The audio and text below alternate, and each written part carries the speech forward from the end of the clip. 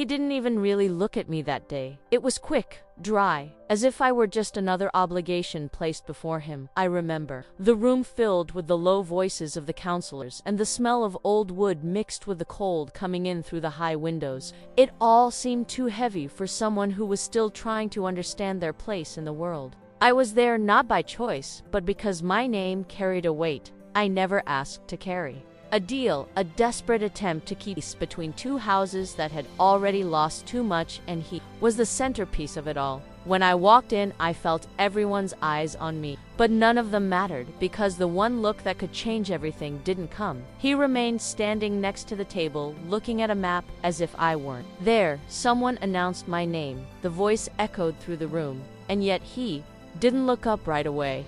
It was like time stopped for a second too long when he finally looked at me. It was just enough to decide. His eyes passed over me coldly, evaluating, dismissing no curiosity, no interest, no trace of respect. No, the word came out simple, direct, without emotion, as if it was already decided long before I walked through that door. Some men exchanged tense glances. Others turned their faces away. They knew what that meant. They knew the risk he was taking by refusing, but he didn't seem to care, I felt. The impact, not as a strong blow, but as something quieter, something that spread inside slowly. An uncomfortable certainty that at that moment I stopped being a solution and became a problem. Still, I didn't lower my head. I didn't give them what they expected. My posture remained firm, even when everything inside me asked me to back down. If that was his decision, then I needed to accept it, but accepting didn't mean forgetting. The silence in the room began to take its toll, and it was then that one of the counselors tried to intervene. He spoke about alliance, consequence, and what could happen if that union was not sealed. He heard everything without interrupting, but also without changing. I've already made my decision. The way he said it made it clear that there was no room for negotiation, not at that moment, not with him. And then it was like this. Without ceremony, without consideration, I was dismissed. I left that room with controlled steps, every move calculated to hide what I really felt. But inside, something had changed. It wasn't just the rejection, it was the way she came, cold, distant, as if I had no value out. The air felt different, heavier, more real, as if the world has lost any illusion of justice. I stopped for a moment, looking at the surrounding walls. That place that was supposed to represent protection now seemed like just another prison. And in that silence, I understood something I had never considered before. No one would come to save me. No one would fight for me. No one even cared enough to question what had just happened. If I wanted to change my destiny, I would have to do it alone. His rejection wouldn't be the end, but it would be the start of something neither of them were prepared to. And even without knowing exactly how, I promised myself that one day he would remember that moment, not with indifference, but with regret. Because that day, he didn't just refuse a proposal. He turned down someone who hadn't yet shown what he was capable of. The days that followed brought no surprises. The rejection wasn't just inside that room. It spread like a poisonous whisper through the hallways, through the kitchens, through the courtyards, where servants and soldiers shared stories that were never quite true, but also never quite false. My name started to be said differently, no longer with respect, but with curiosity mixed with pity. As if everyone had already decided what my end would be. I noticed in the looks, in the silences that appeared when I approached, in the way some people avoided crossing paths with, as if simply being near me could bring some kind of bad luck. But what struck me most was not their judgment, it was his absence. He just carried on as if nothing had happened, as if that decision had no impact other than closing an inconvenient matter. And maybe for him that really was it. Just another choice among many others, another strategy, another movement within a bigger game. But for me, it wasn't. I started to observe more, listening, more to better understand the place where I had been placed against my will. The fortress wasn't just stone and steel. It was a living organism, full of invisible tension, fragile loyalty, silent alliances, hidden interests. And it was in this silence that I began to find space. No one paid attention to someone who had been rejected. No one saw a threat on someone who had already been discarded, and that gave me freedom. I started walking through places I wouldn't have stepped into before, listening to conversations that weren't meant for me, noticing details that others ignored because they were too busy trying to prove themselves. That's how I realized that fortress wasn't as solid as its. There were flaws, small cracks that went unnoticed, but together they formed something bigger. Dissatisfied soldiers' messages that took longer than they should have. Orders that were questioned in silence. None of this was enough to cause a meltdown, but it was the kind of thing that could grow, and I began to understand he had refused the alliance, thinking he was avoiding a risk, but maybe I would have created a much bigger one. Meanwhile, I remained invisible, or at least that's what they thought. One afternoon, I met one of the men who were present that day. He hesitated when he saw me, as if he didn't know exactly how to act. "You are still here?" The question came out almost without thinking, and for a second I considered ignoring, but then I realized that this was an opportunity. "I am." My answer was simple but firm, and he seemed uncomfortable with it. "I thought you would have left." "Where to?" He didn't respond immediately, and in that silence it became clear that he himself didn't have an answer. Because deep down everyone knew I had nowhere to go, and maybe that's exactly what they expected, that I disappeared, that I would stop being a problem, but I wouldn't do that. Not yet. In the following days I started approaching specific people, not in an obvious way, but enough to understand who really had something to lose, and that's when I noticed something interesting. Not everyone was satisfied with his decisions. Some respected, others feared, but there were those who questioned, and those were the most important because they were the ones who could change the course of everything. I didn't need many allies, only the right ones. And slowly, without rushing, I started to build something that no one saw. Trust, small at first, almost insignificant, but real. Meanwhile, he remained distant, focused on your own plans, in your own battles, not realizing something was changing right in front of him. The rejection he believed was the end of a problem was turning into something else, something quieter, more calculated, something that grew without making a sound, and when it was finally impossible to ignore, it would already be too late to. It is just another unimportant decision. Trust did not come from big words or empty promises. She grew up in the detail, in the small gestures that almost no one noticed, in the way I listened more than I spoke, in the way I never asked for more than I could offer in return. At first, it was just less suspicious looks, then came short answers when I asked simple questions, and then little by little they began to share things they had previously kept to themselves. Nothing to direct, nothing that could put them at risk, but enough. And that's exactly what I needed. I started to put together an invisible picture inside my own mind, connecting information that alone seemed insignificant, but together they revealed patterns. The fortress breathed tension. Orders were given and carried out, but not always with loyalty. There was delay where there shouldn't be doubts, where there should be certainty. And at the center of it all was him, not like a mistake, but as someone who carried more than he could sustain alone. He trusted in his own strength, on the authority itself, in the very ability to keep everything under control. But control is not the same as stability, and it became clearer and clearer to me. One night, as I walked down the quieter hallways, I heard a conversation that wasn't meant for my ear. Two men were arguing in low voices, the tone full of frustration. "He's taking everything too far." And the other responded without hesitation, "He always takes." There was a brief silence, and then something made me stop. If it continues like this, it won't just be a matter of time. I didn't need to hear anything else, because that confirmed what I already suspected. The cracks were growing the next day. Movement in the fortress seemed normal, but there was something different in the air, something heavier.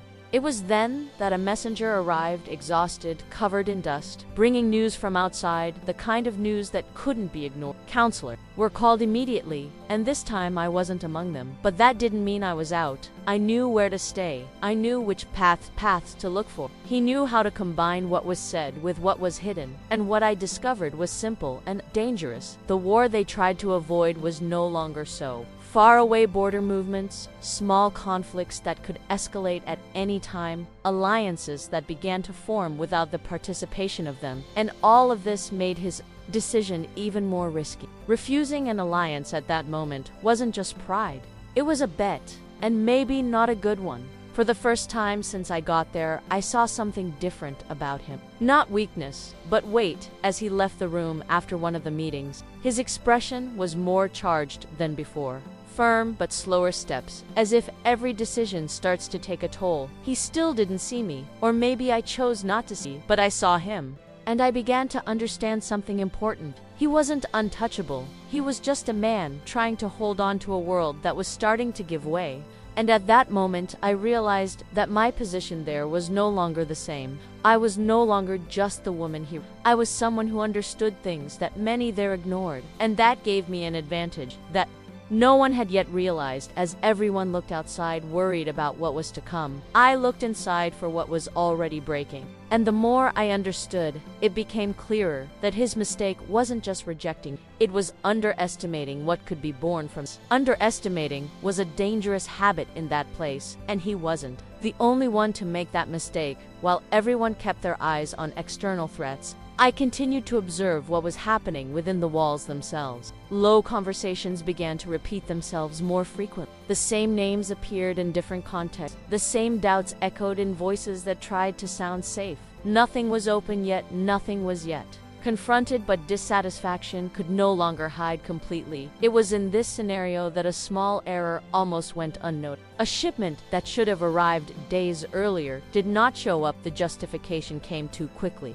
A ready-made excuse that seemed rehearsed. And that's exactly what caught my attention. Because when the truth exists, it doesn't need to be rushed. I started investigating the only way I could, without raising suspicion, without seeming too interested. Simple questions at the right times, silent observation, small deviations from routine. And little by little, the story began to unravel. The shipment had not been lost. He had been redirected not by external enemies, but by someone inside. This wasn't just a logistical problem. It was a breach of trust, and trust was the only thing that still kept that fortress standing. I considered my options carefully. Taking it directly to him would be the most obvious route, but also the most risky, because to him, I was still just the woman he had discarded, someone with no position, no authority, no reason to be heard. So I did it differently. I started to plant doubts. No accusations, but questions. The kind of question that makes someone think twice before ignoring something. And it worked. Rumors began to circulate, small at first, but persistent until they reached the right ears. When the issue was finally brought to the council, it could no longer be ignored. Investigations were launched, men began to be watched, movements began to be questioned, and for the first time since I arrived there, something visibly changed. Trust began to crack. I watched everything from a distance, without putting me at the center, without claiming anything, but he realized, not immediately, but enough. There was a brief moment. An unexpected encounter in one of the corridors. He stopped, the eyes finally really fixing on me, not like before. Not with that indifferent coldness this time. There was something more, assessment, as if he was trying to understand something that didn't make sense to him. You. The word came out short, loaded with doubt, but I didn't respond right away. I kept my gaze steady, without offering more than necessary. Enough to make it clear that I was no longer the same person who had entered that room days ago. He didn't say anything else, but he also didn't look away as quickly as he did the first time. And that, in itself, was a The investigation progressed, and it didn't take long for the truth to begin to emerge. It wasn't just a man, not an isolated error. It was something bigger, a small but well-positioned network. People who had lost faith in his decisions, people who began to act on their own, believing they were correcting a course they considered wrong. That was more dangerous than any external threat, because it came from within. And as all this unfolded, one thing became increasingly evident. He was starting to realize not just the problem, but also who had placed the first piece in the right place. I didn't need him to say, didn't need recognition, because the most important thing had already happened. I stopped being invisible, and in that place where being seen meant power or danger, I was finally occupying a space that, and no one had predicted, not as a disposable part, but as someone who began to influence the course of everything around him without having to raise his voice. And the more he tried to regain control, it became clearer that the game was no longer just his. Control never disappears all at once. It escapes little by little, almost imperceptibly. And when someone realizes it is no longer in their own hands, he started acting more rigorous. More direct orders, less room for questions, reinforced patrols, limited access conversations, observed more closely. From the outside, it looked like strength, but inside, it was reaction. And reaction almost always comes after the error. The net that had been discovered was not large enough to bring down the fortress, but it was deep enough to leave marks. Trustworthy people had lied. Disciplined soldiers had hidden information, and that created something difficult to repair: doubt, and doubt weakens any leadership. I was still where I always was, among the spaces that no one paid attention, but now with an important difference. Some were already looking, not openly, not with complete confidence, but with interest. They wanted to understand what I saw. They wanted to know how I knew. They wanted answers they couldn't find on their own, and I did. Give it all away. It was enough to keep the movement going. To direct without controlling too much, to make the decisions still feel like theirs, because that's how it needed to be. Silent influence always goes further than direct imposition. It was during one of these conversations that something more serious came up. A name different from others, higher, closer to the center, someone who had not yet been touched by the investigation. And that made me stop, because it meant the problem was bigger than it seemed. I watched more and more carefully, more patience, and the signs were their small gesture, subtle changes in routine, meetings that happened too far from the right eyes, nothing explicit but enough I knew I needed to. But I also knew that one wrong step could destroy everything I had built so far.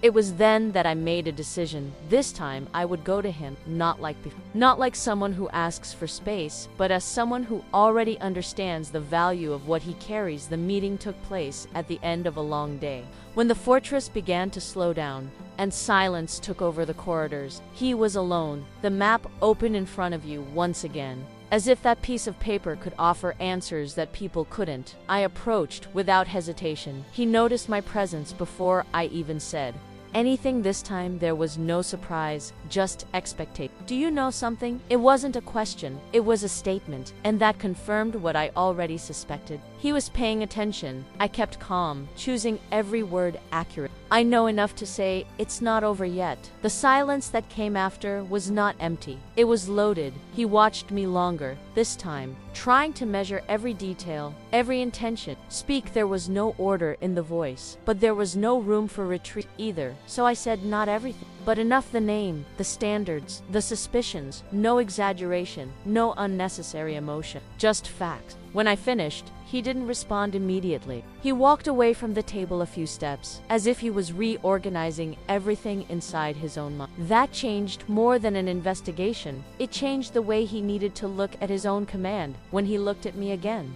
there was something different. It wasn't trust, but it wasn't rejection anymore either. It was recognition. You should have said it before. The sentence came firmly, but no accusation. I held the gaze. You wouldn't have heard this time. The silence was different. Shorter, more direct, because he knew it was true. And for the first time since it all started, we were in the same spot. Not as allies, but also not as strangers. The line between us had changed, and in that moment it became clear what started as rejection was turning into something much more complex, something neither of them could ignore anymore. And as he started to act on what I brought, I knew this was just the beginning of a bigger change. Because now he didn't just see, he needed what I knew, and that completely changed the balance between us. Necessity changes the way people look at each other, and I saw it happen before me without any words needing to be said. After that conversation, he didn't treat me like someone disposable again. But it also didn't offer me full confidence. What existed between us now was something more calculated. A silent exchange where each one measured the other carefully. Orders began to change direction.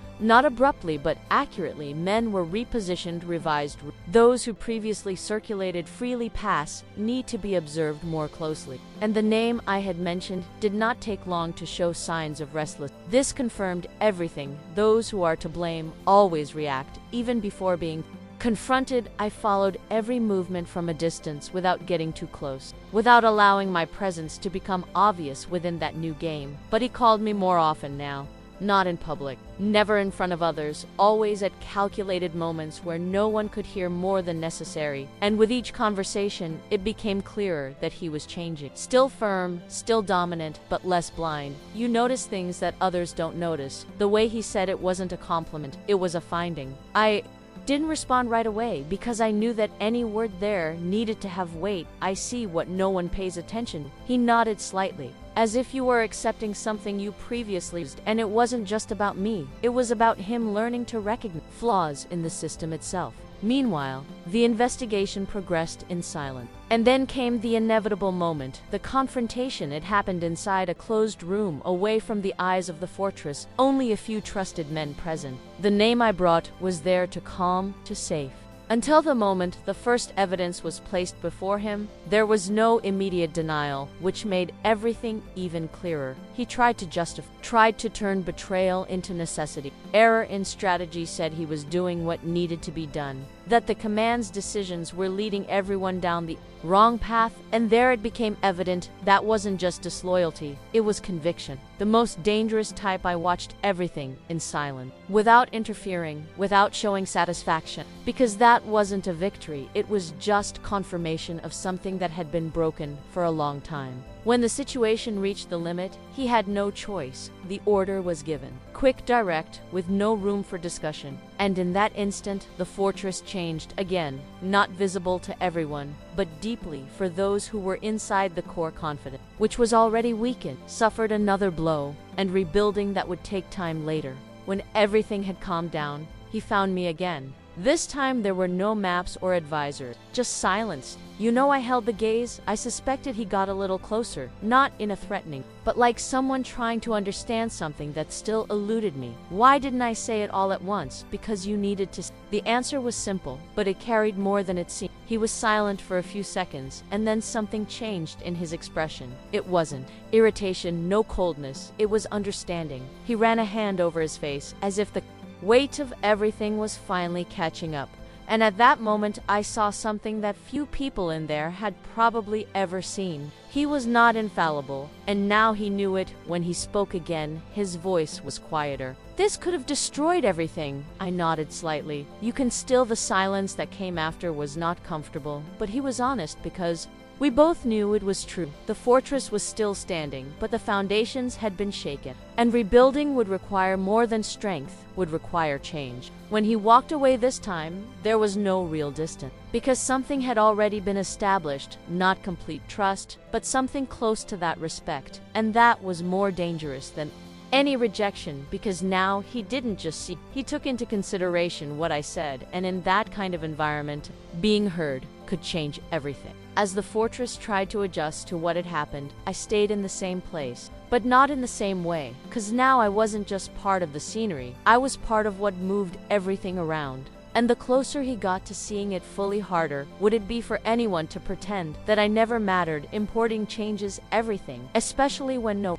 one is prepared to admit it out loud. After the confrontation, the fortress entered a different kind of silence. It was not the absence of sound, but lack of certainty. The men continued to follow orders. The gates continued to be guarded. The patrols followed their paths. But something had been irreversibly broken. And everyone felt he also. The difference is that now he no longer ignored decisions, began to carry more caution, not weakness, but calculation. And for the first time he began to listen before deciding, not always, but enough for others to notice, and this caused different reactions. Some saw it as a sign of evolution, others as a sign of doubt, and doubt in a leader can be interpreted in many ways. It was in this scenario that new tensions began to emerge, this time not hidden but disguised as discipline, small conflicts between groups, differences of opinion that they were muffled. Now they began to nothing out of control, but enough to show that the structure was not yet stable. I kept watching, always between the spaces where things really happened, but there was something new. He started to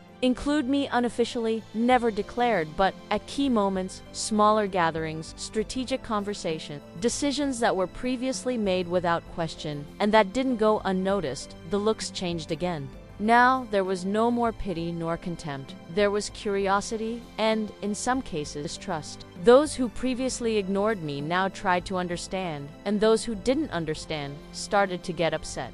One night, during one of these more restricted meetings, one of the counselors finally put into words what many already thought: she's not part of it. The silence that came after was heavy. Everyone looked at him, waiting for the answer, and he didn't respond right away. He stood up, walking slowly around the table as if he was organizing his thoughts. When he spoke, the voice was, "She's part of what's going on." There was no long explanation, no detailed justification, but that was enough.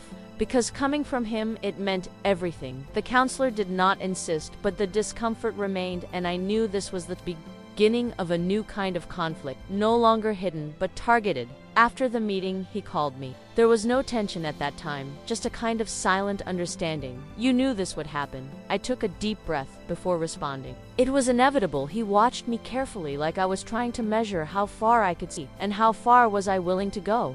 This will create resistance. I held the gaze already created. He let out a light breath through his nose, almost a humorless smile. You don't back down? It wasn't a question. I nodded slowly. No more. The silence between us this time wasn't uncomfortable. It was solid, built on everything that had happened so far, and it was at that moment that something changed more clearly. Not the way he saw me, but in the way he positioned himself in relation. There was no longer calculated distance, nor strategic coldness. There was direct recognition, and that made everything more dangerous, because now it wasn't just about influence, it was about closeness. Meanwhile, outside, the news continued to arrive. More intense movements at borders, alliances being formed without warning, clear signs that time was running out. The threat that previously seemed distant now began to take shape, and with that, the pressure increased, not just about him, but about everyone. The fortress needed to be united, but it was still rebuilding, and putting something together that was still broken took more than strength, required trust, something that was still being tested with each decision. I felt it in every look, in every sign, in every unspoken word, and I knew the real challenge was yet to come. Because when the external pressure finally found the internal flaws, there would be no room for mistakes. And in that scenario where everything was about to be put to the test, one thing was impossible to deny. I was no longer someone on the sidelines. I was at the center of everything that mattered, and the more he accepted it, it became more difficult for anyone to separate our paths within that approaching. Being at the center changes the way danger presents it. He stops being something distant and starts breathing by your side. The fortress no longer pretended stability. Now everyone knew that they were being watched, not only by the enemies outside, but also by the decisions made within the walls. The news came faster this time. No room for doubt, no room for interpretation, coordinated border movements, groups advancing with too much discipline, just isolated attack. Alliances that were previously only suspected were now confirmed in clear patterns. The war was no longer approaching. She was already on the move, and that changed everything. Meetings are no longer cautious. They became urgent. The voices became firmer. The most visible divergences, some advocated immediate attack, others insisted on retreating and strengthening defenses, and there were those who still believed it was possible to negotiate, but negotiating takes time. And time was the only thing they didn't have. He listened to everyone, but now there was something different in his posture. It was not just authority, it was weight. Every decision carried consequences that could no longer be ignored. And for the first time, he didn't carry it alone. In one of these meetings, he looked directly at me before taking the floor. A simple gesture, but enough to silence any doubts about my place there. We need to understand where they are. Strongest. The room was silent for a sec, and then the eyes turned to no, everyone, but enough. I took a step forward, feeling the weight of that moment without backing down. They are advancing where they encounter resistance. The answer came out firm. Without hesitation, one of the counselors crossed his arms. This is obvious. I kept my eyes on him. So the right question is not, where are they? It's where they are. Not the silence that came after was different. More attentive, more focused. He tilted his head slightly. Continue. They are creating pressure at various points to force us to divide forces. But every strategy of this type has a center, a point that needs to remain protected. If we find this point, we don't need to fight on all sides. The room changed in that instant. There was no longer just discussion, there was direction. He approached the table, looking more closely at the map. And for the first time since it all began, I saw something that wasn't there before. Alignment orders were given on this base. Precise movements, troop reorganization messages sent urgent. And while all this was happening, I felt something different. It wasn't just satisfaction. It was conscious awareness that now my every word had real impact, and real impact brings responsibility. When the movement had already started, he found me again, this time on top of the walls. The cold wind carried the distant sound of activities below you changed the course of it. The sentence came straight. Bluntly, I kept my eyes on the horizon. I just showed what was already there. He came closer and stood next. This is not something simple. I took a deep breath. Nothing here. The silence between us was interrupted only by the wind, but it wasn't an empty silence. It was full of everything that hadn't yet been said. He looked straight ahead for a few seconds before speaking. I was wrong. The sentence came low, but clear. I didn't respond right away. No, because I had nothing to say, but because I knew the weight of that recognition. When I finally spoke, my voice was calm. Yes. He let out a slight breath, as if accepting something he could no longer deny.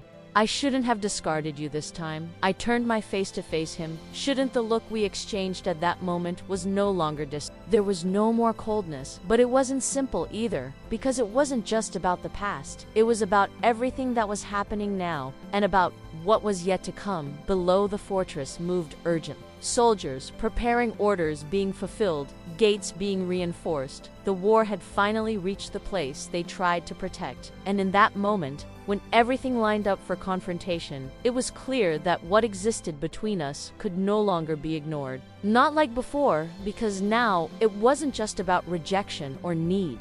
It was about choice, and choices made under pressure often reveal more than anything. As the first sign of conflict approached, I knew there was no more room to go back to the way it was before. Not for me. Choices made under pressure do not allow for error. They expose everything someone really is when there is no more time to hesitate. The first offensive came before dawn, not like a disorganized attack, but as something calculated. The signals arrived at almost the same time, torches moving beyond the hills, coordinated movement in the shadows, the distant sound of footsteps in formation. The fortress awakened at once. Bells echoed through the halls, orders were shouted, weapons raised, but this time there was no complete surprise. They were prepared. Positions had been adjusted the night before. Forces concentrated where it really mattered, and when the impact came, it didn't break the walls. He tested arrows, cut the air shields, went up.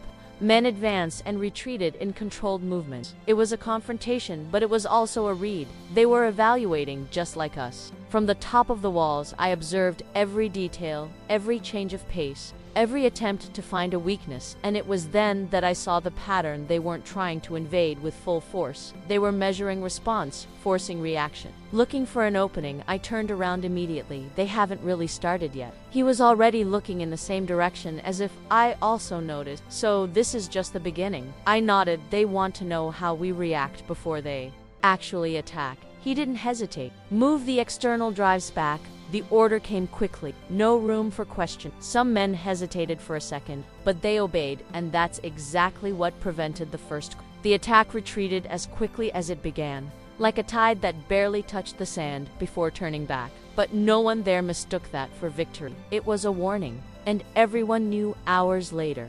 When the movement completely ceased, the tension did not decrease. She increased, because now there was certainty they would come back, and with more strength. Inside the fortress, the atmosphere was unlike anything I had ever seen. There was no more room for internal doubts, nor for silent disputes. External danger had forced everyone to line up. At least for now, he moved among men with a firm presence, giving orders, adjusting position, maintaining control. But I could see now. I knew where to look. The weight was there, more intense than ever. When we finally met again, there was no formality. The situation did not allow. They will attack the center. He crossed his arms, analyzing. Are you sure? I held the gaze. It's the only point that hasn't been pressed yet. He looked at the map, then so that's where they really need to. The silence between us was short and decisive. Strength in the center. The order echoed immediately. This time there was no question, because everyone had seen enough to trust the direction. The night fell heavy. No stars, no wind, as if the world itself was holding air. And then it came, different from the first attack. No test without hesitation. Full strength.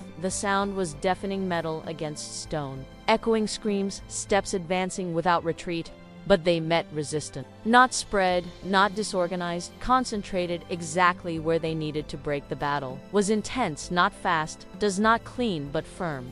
And for the first time, their advance met a limit, not just physical, but strategic. They were not facing an unprepared fortress. Were facing a thoughtful response. Hours passed as if they were minutes. And when they finally retreated, it wasn't because of a comfortable choice. It was because they couldn't move forward. The silence that came after was heavy, loaded with exhaustion and understanding. They hadn't won, but they hadn't completely lost either. It was just another step when everything calmed down. He came to me, no rush, no formality. If I hadn't listened, the sentence was incomplete, but there was no need to continue. I responded as calmly as always. But did you hear? He watched me for a few seconds, and this time there was no doubt in his eyes. No resistance, just full recognition. The distance that existed between us at the beginning no longer made sense. Because now, everything that was happening passed through both of them, not as an obligation, but how do you choose? And amid the distant sound of men rearranging themselves and the walls still marked by the impact, it was clear that what had begun as a silent rejection, it became something that supported the very survival of that place. And in that scenario where every decision could be the end, he didn't just see me, he trusted. And trust in times of war is something that can't be built twice. Trust in times of war is not born of words. She sticks to decisions that survive the worst possible scenario after the second effect. The fortress did not celebrate, no one. There was naive enough to confuse resistance with victory. But something had definitely changed. There was no more internal division. There was no more room for silent What was once doubt was now direction. Men didn't just follow orders, they followed purpose, and that was harder to break than any wall. The following days were of constant preparation, no real rest, no distraction. Messengers came and went, bringing fragmented information, enemy moves being redesigned, attempts to find new loopholes. But this time, the fortress didn't just react. She anticipated. Each route was observed, every silence analyzed. And at the center of it all, we both remained not as separate figures, but as parts of the same strategy. He no longer made decisions alone, and I no longer needed to prove my worth. This had been resolved in the most difficult field possible. The survival one night, as we reviewed the latest reports, the pattern finally became clear. They were retreating, not completely, but enough to indicate change. It wasn't giving up, it was repositioning, and that made everything even more dangerous. They will try one last time. He didn't respond right away.